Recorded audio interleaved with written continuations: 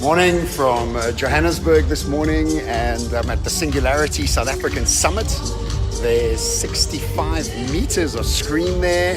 There's 1,900 people are going to be sitting here just now. There's two tracks, there's one downstairs and one up here, and I'm so excited to be part of this process. In fact, last year at the South African Summit, I was just somebody watching, and now I'm a faculty member, so it feels amazing. I wanted to make a video about greatness, and I think there's so many versions of greatness in people's minds, and I've been toying with the idea of greatness because for the longest time when I was younger, it was about money. And as I've gotten older, it could be about power or about influence or whatever the case may be. There's so many different ideas around greatness, and I've come down to distill greatness into two things, and I wanted to share them, especially being in this sort of scenario where we're going to have some of the brightest minds in the world on stage just now.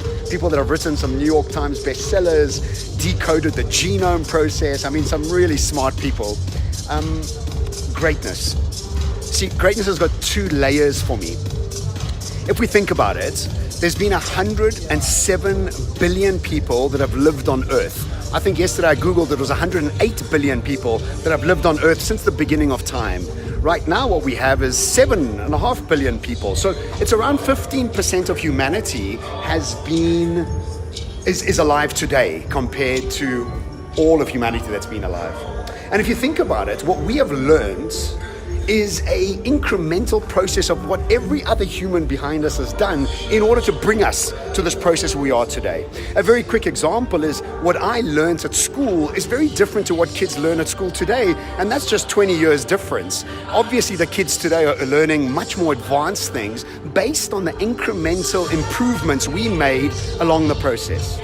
So greatness for me is one, becoming the best version of yourself, letting go of your memories, getting to the place where you can access your pocket of genius so you can add to this mass amounts of incremental wisdom in order to add greatness to the collective.